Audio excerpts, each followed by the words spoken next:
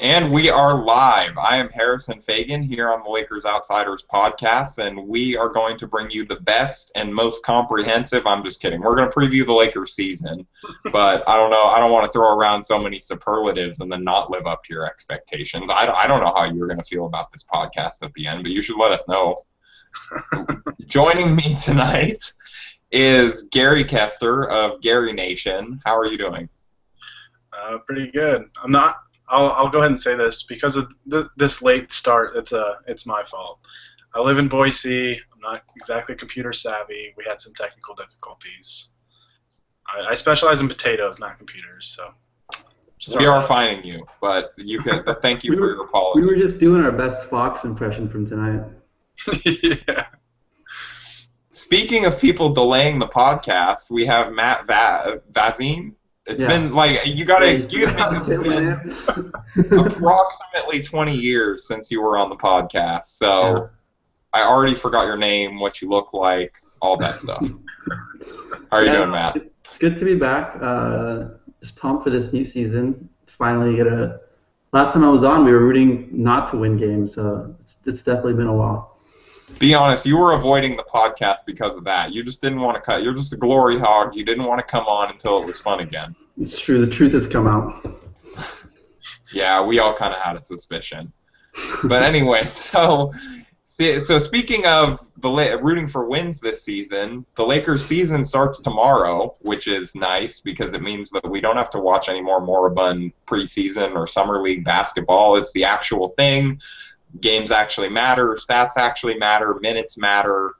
The right players are going to be playing normal amounts of minutes. It's everything that we love about the NBA. It's back. So we were going to go ahead and preview tomorrow's game. Gary, what matchup against the Timber Pups, which I think we're legally required to call them until their median age is above like 19 or 20, what matchup between these two young teams are you really looking at? There's so many. There's really a lot of intriguing matchups, but I'm looking forward to the small forward matchup, assuming that it's going to be Kobe at small forward against Andrew Wiggins, the reigning Rookie of the Year. I mean, he's a great defender. I think offensively his game has grown so much since day one last year, and we know how Kobe's been the last few years defensively, so that could pose some problems for the Lakers, but Kobe's always kind of up for a challenge too, so that'll be an interesting matchup to watch with Wiggins' athletic ability and just how Kobe plays now. It's going to be really interesting. Yeah, I think that was one of the more fun games last year was when the Lakers played the Timberwolves early in the season and Kobe was matched up on Wiggins, and you could just almost see Wiggins' eyes get big because this guy that he grew up watching and just kind of the respect that they both had for each other. Kobe seemed to enjoy taking on one of the game's next greats, or it looks like is going to be one of the game's next greats. Right. Matt, any thoughts on that? What I'm looking forward to most is, in last year's draft, I thought my top two picks would have been Wiggins and Randall, so it's like I'm really finally looking forward to seeing them on the court at the same time. And then we have the top two picks. We have Towns and Russell, so it's like so much young talent out there tomorrow that, even though it could be Kobe's like last opening night game, so that's also something to look forward to. But I'm just pumped to see all the future of the league tomorrow. Yeah, and then for those of us that don't have League Pass, which I think is all three of us, I know it's me, the Timberwolves are not going to be on national TV a tremendous amount. Who knows if this is the last time we get to see Kevin Garnett bash his head against the basket stanchion and scream like a maniac before a game and all the standard KG stuff. So it's great it's crazy to think that it's been like Kevin Garnett and Kobe Bryant have been in the league almost as long as I've been alive, and this might be the last year for those two guys.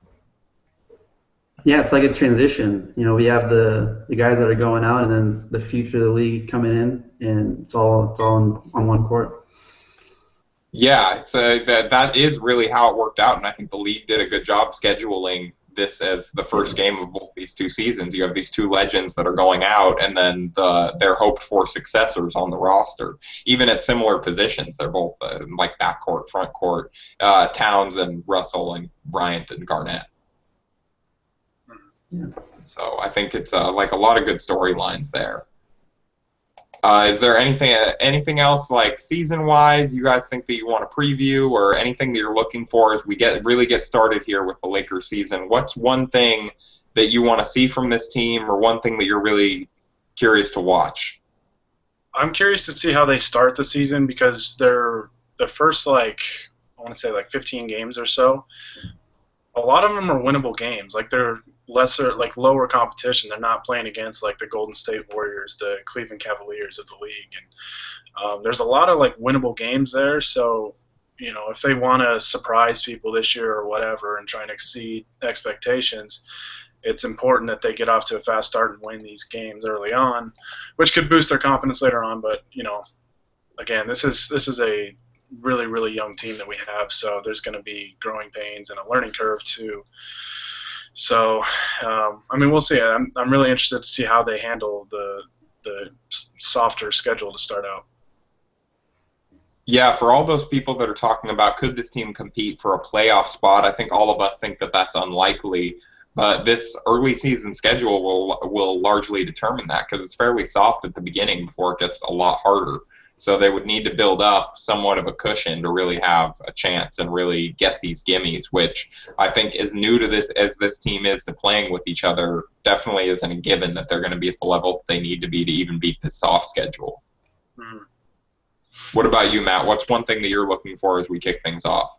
I'm looking forward to taking these first 10 games of, Randall, Clarkson, and Russell, and then just when we get to the end of the year and comparing that to the last 10 games and just seeing the progression, that all three of them made, because really the biggest thing this year is just, as everyone's probably mentioned, the young players' development. So I'm just looking forward to just seeing, all three of them and how they progress throughout the whole season. Either of you want to go out on a limb and predict averages for any of these young guys? Well, I predicted 12 points and 7 rebounds for Randall before the preseason, and I feel a lot better about it now, considering the way he's looked in the preseason. It's just hard. It's just hard because I know he's going to have some off nights and stuff like that, but I almost expect more now because of what I've seen, but at the same time, he's basically a rookie, so I think there's still going to be growing pains, but I don't know. It's tough. It's really hard. You also don't know how many, as terms of Russell, we don't know how many, I don't know how many minutes he's going to play throughout the whole year, so it's really hard to predict stats for anyone, especially rookies. Yeah. Okay, that's fair, but I guess you mentioned, what you think that you want to compare how they do at the beginning of the year to how they do at the end of the year. So what do you think are fair targets for the end of the year? Coming down the stretch, what would be your goals for these guys? I would say, in the second half of the season, it would be, if Russell's starting, I would kind of hope that he averages maybe 5 or 6 assists a game. Yeah. I'll say 6 since he's playing point. Just because I think he's not going to average too many early on. But I think for him, the big thing is turnovers too. So his assist-to-turnover ratio, mixed in with some scoring here and there, that's going to be the most important part for him, is just kind of adjusting to how fast passing lanes close up in the NBA as compared to college and things like that. So, like I said, it's hard to put a number on it. You just kind of hope that they all take the path that Wiggins did last year, and Wiggins kind of started out slow but just got better and better each and every month. Yeah, and I think that that's almost a fair baseline because I believe Wiggins was 19 last year, right? Yeah. Just like Russell is. Mm-hmm. So you would think, halfway through the season, I think that that's about a fair starting point to think that maybe they're starting to get a hang of the league. Yeah. And playing as much basketball as they've ever played at as high of a level as they've ever played it. So there's a lot of things that people don't necessarily look at that go into this. It's not just as simple as they need to go out there and play harder, or they need to go out there and just it's not easy. They're adjusting to a lot of different factors. The most free time they've ever had in their life, the most traveling they've probably ever done. There's a lot of stuff that they have to adjust to. Yeah. Okay, so getting into the rest of the NBA, I thought that it would kind of be fun to go through and see if either of you had any bold awards predictions. Gary, you have anybody that's going to win?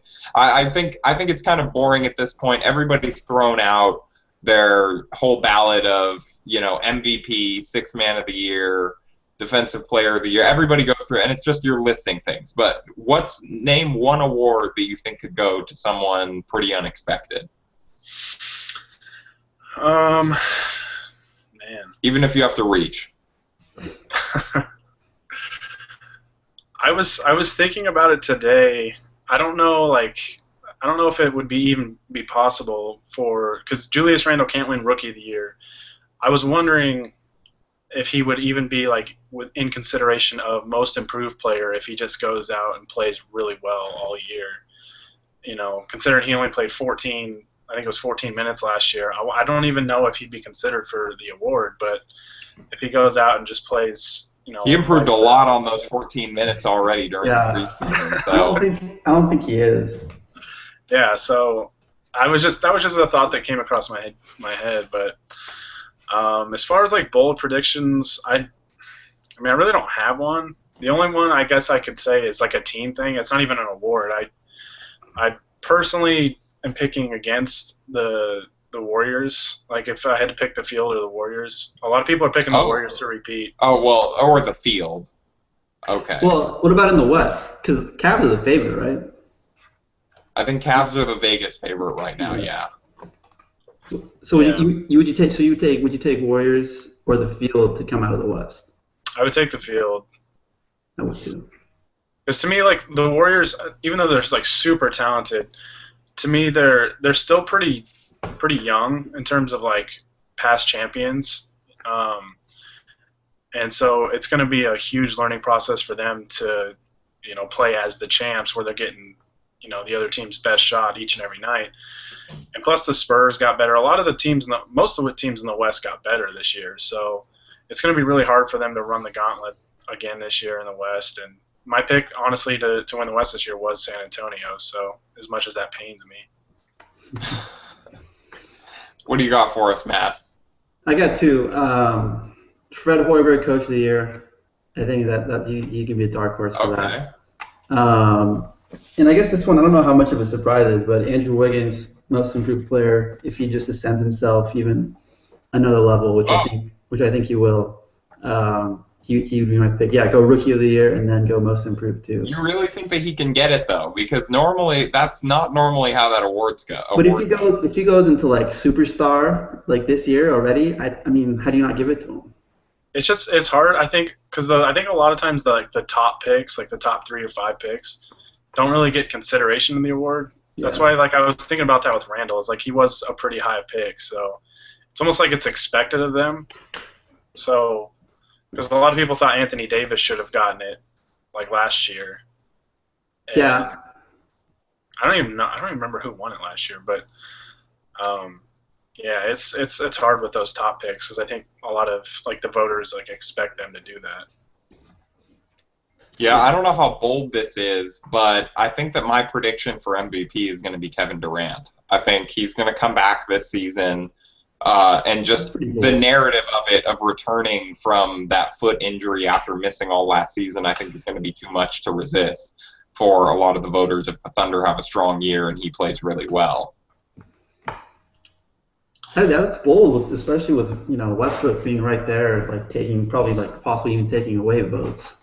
I just think that Durant's going to be more efficient with Billy Donovan as coach than he was under Scott Brooks. Donovan strikes me as a better coach fundamentally for scheme wise than Brooks was. Better at managing rotations, better at managing minutes. And I was reading a column from one of the Thunder's local beat writers today. I forget which one, but he was talking about how Kevin Durant's really talked a lot this preseason about how he wants to work on his efficiency more so than his raw scoring output, which should be kind of scary because he was already pretty efficient. It's not like this was Allen Iverson gunning for MVPs and just chucking up shots because Philadelphia didn't have anyone else that could score. I mean, Iverson was great, obviously, but Kevin Durant has been much more efficient than Iverson ever was. So if he was not focused on efficiency before and is now focused on it, that should be kind of scary for the rest of the league. I don't think the league has ever had an MVP award winner be a part of the 50-40-90 club the year that they won it. And I think Durant, like if he won MVP this year, he's always Nash had to be in there. I don't know if he went 50-40-90 in his MVP years though. Oh, I don't know, but he basically invented that club. So yeah, but I remember Durant I think he was really close when he won it 2 years ago. I think he missed by free throw percentage, right? Yeah, but if he went, I mean, he's always like right on the verge of being in it, so he could be the first person to ever do that. I'm calling it right now, 60-40-90. No, not really. But yeah, continuing on with the rest of the NBA, we wanted to do a game where we guessed we gave our opinions on some over-unders. So getting back to the Lakers a little bit, what do you guys think about over or under 29.5 wins for the Lakers?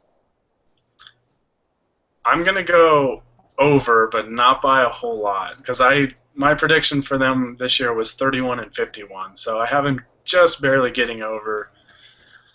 Hopefully it's a lot more, but yeah, that's a pretty good target for them, because like if they win 31 games, that's a 10-win increase from last year. You know, that's a pretty significant bump considering how young the team is. All right, Matt. I got the under. I think I got 27-55. 29.5. I mean, hopefully they go over. Obviously, it's what I'm pulling for, but I don't think so. They'll come close. Yeah. Our mission should be to give Philly as low of a pick as possible. That should be the team slogan this year. Yeah. No, but I'm with Matt, and I have the under. We have a little round table coming out for Silver Screen to Roll tomorrow. Shameless plug for another site. But I said I think the Lakers are going to win between 24 and 27 games. I just think that the defense is still going to be very, very bad. Even with Hibbert, they were still 28th out of NBA teams in the preseason. There were like the 4 overseas teams that ranked below everybody in pretty much everything. But out of the NBA teams, there were 28th. And I don't think, like obviously Hibbert has not done everything that he's going to do yet, and the team still can grow on defense and get to know each other and help each other out and become more cohesive of a unit. But I just don't see a lot of improvement on that, and I think maybe they can. I don't see them getting out of the bottom 10 in defense. Do you guys? No. No, I think they'll probably be in the bottom 10 defensively, just because I mean Hibbert's going to erase a lot of defensive efficiency or deficient. Yeah, whatever. But he can't erase everything, like every problem, you know. So he can only do so much because he's just one guy. So. Yeah, I mean. Yeah, and so then for me, it's really hard to see how their avenue for a bunch more wins if the defense is still really bad. I think like 25th in defensive efficiency is like a realistic target. You aren't one of the like 24th. You aren't one of the bottom 5 teams. You know, just like a little bit more respectable, and then maybe they start to show some strides on offense as well. Although Byron Scott is going to blame the defense, give credit to the defense and blame the defense for whatever they do this year. And that's a guarantee. Yeah. So then another one, Gary, you kind of got into this a little bit earlier, but over or under 14.5 points per game for Randall? Oh man, this one's tough. I'll go over again. Oh, we lost Gary. Matt, you want to jump in here? Yeah, you know, even as a huge Randall fan, that's a high number, especially on this team. I would go under, again, hoping for over, but I would say 12 points a game is what I think Randall's going to be doing this year.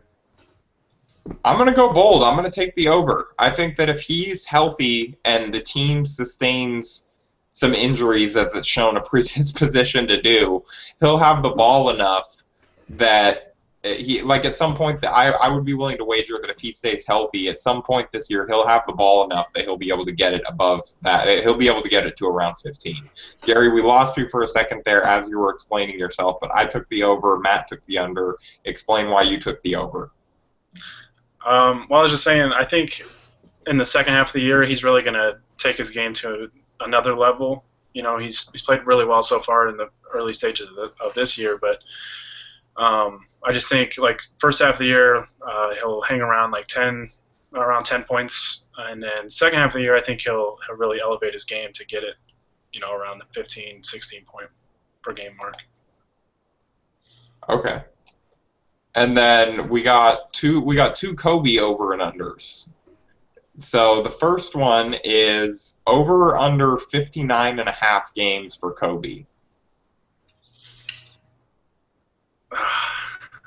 I'm going to take the under on this one. Because I think it'll be around, hopefully, it's sad saying this, but like hopefully he plays at least like 50 to 55 games. You just don't know. Like he has so much mileage on his body, and honestly, I don't know how he's able to even run. Like if I had that still playing, I'd just lay in bed all day. Like I'll go with the under on this one. Yeah, I think this is. I would actually be pretty surprised if this went over. I'm definitely going under here. I don't think he's going to play too many back-to-backs, so that's already taken out like 12 to 14 games probably. So, I mean, I think they're going to try to keep him fresh, try to get him through the whole season, so it's not like another season ending where he has to be shut down. So I would definitely, I would guess around 50 to 53 games. I was talking earlier today, and I took 62, so I guess I'm going to go over. I think I've seen enough signs during the preseason, and you've heard enough from Byron Scott that you know it's their priority to get him through the season healthy. They don't want him to have to limp out or go out on a stretcher or whatever it may be. They want him to finish the season on his feet. And I think that this is the year they're finally going to show enough self-control. They're going to sit him on back-to-backs. They're going to take it really easy if he gets dinged up a little bit. But I don't think that there's going to be a season-ending injury caused by overuse. Obviously, freak things that can always happen. But with a little bit of good luck, I'm willing to take the over. I think 62 is about a reasonable target. As long as he doesn't play 34 minutes a game again. Yeah. Oh, Lord. Speaking of the usage, this kind of takes us to our next thing, which was, do you guys think that it's going to be over or under 42.5% shooting for Kobe? I'm going to say over, but again, just barely. I think he'll shoot 43% this year. That seems, I mean, he's a career like 45% shooter from the field. So, I mean, obviously I think he's going to be below that. We'll have to see how he plays this year. I mean, if he plays like he did last year, it's going to be well under. But I would think with a little more talent around him, even though it's young, like he'll kind of use that to his advantage a little bit and hopefully take some better shots, improve his shot selection at least a little bit. And yeah, I'll say 43%, so just barely over. All right, so Gary's a hater. Matt, what do you have to say? This is a really hard one. I'm also going to go over. I just think there's not going to be too many 10 for 34 nights this year, especially with him having a little more help and not needing to shoot as much. So I think he's going to be a little more efficient. I would say roughly 43 to 44% is where I think he's going to end up. Yeah, I'm also going to take the over. Because I really liked what I saw from him during preseason. I liked the way that they were using him. He actually led the team, or actually I think he either led or was second with a 31% usage rate, and which was either first or second on the team. But his true shooting percentage was 60.6%, which to me I think means that he was ending a lot of possessions with shots and stuff, but they were good shots. And either shots or passes, but when he was shooting, it was a good shot. And I think that there's enough talent around him on offense now to where he's not going to feel the need to force things like he did last year when he was suiting up next to Ronnie Price. Right. Ronnie Price. Oh, shouts to Ronnie Price. No shouts to Ronnie Price. Yeah, Laker legend Ronnie Price. So, speaking of Lakers legends, we have a Lakers Outsiders legend that used to host the podcast, and he always had some, Ronnie Price hot takes. But one thing that he also had was a lot of puns. Anthony Irwin, if you guys don't know him, and you should be following him on Twitter, but if you don't know him, he likes to throw out a lot of puns, and they're spam, and we like to make fun of him. But we thought that to end this game and pay tribute to our end this show, a fun game to play to pay tribute to our old host would be to try and come up with our worst pun for our feelings on the season. So are you guys ready for this? I think we're about to lose a lot of viewers, but that's fine. I'm not in it for the clicks. Yeah, it's going to be bad. Gary, You got one for us? That you were really proud before the show. You said you had something. I had two. Neither of them are good. Like they're Anthony. None of them are going to be good, but are they funny? Yeah, they're Anthony Irwin levels of puns. But okay, so the first one I have, I'll just throw out the one for right now. Is I can't Randall the weight.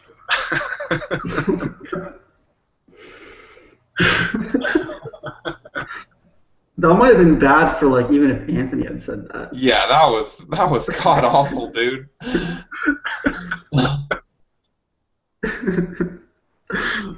Oh man. But one of mine was I was so excited I can barely Randall it. So I guess we've learned Randall and handle rhymes tonight. Oh man. Just the Lakers Outsiders always teaching you lessons about writing and grammar and diction. Matt, do you have anything for us? Come on, I know you got something. I'm just looking forward to sitting back and Roy the game tomorrow. Oh, that was worse. Our puns look great compared to that one. Oh my god. Yeah, I got another one. I was so excited that the season was here. I was about ready to dance in the streets today. Oh my god. Which works two ways. It rhymes with dance. It could mean dance. It could mean that I want to dunk on someone and basically murder them. Shouts to Festus Ezeli and apologies to his family. This is all Gary's idea. Yeah, you're so insensitive to Festus Ezeli. Yeah, I feel bad about that one. Like, Festus Ezeli's family is really going through a tough time right now. So. Okay, so my other one, the only other one I can think of was, as soon as I'm done with class tomorrow, I will be rustling my way home to get to watch the game. That was better. I'll give you that. That was definitely better than your first one. Should have said this one first. Anthony's going to be so proud. Yeah. Well, that was predictably garbage. So I think on that very low note, I will end this show because I don't really know where we can go from here unless that you guys had something else you wanted to touch on, either of you. No, I mean, after that. Honestly, we're recording this. It's almost midnight. I can't deal with you guys anymore. It's a dumpster fire at this point. Just wrap it up. The whole podcast is on. Yeah, my computer is smoking. So I'm gonna go take care of that. But I want to thank you guys. I guess kind of after that last game. Kind of thank you for coming on. Yeah. And previewing the Lakers season. See, I'm glad that we didn't set expectations too high because people would have at the beginning because people would have marked us as spam. So that was Gary Kester and Matt Vazine, and I am Harrison Fagan signing off for the Lakers Outsiders. Thanks for tuning in.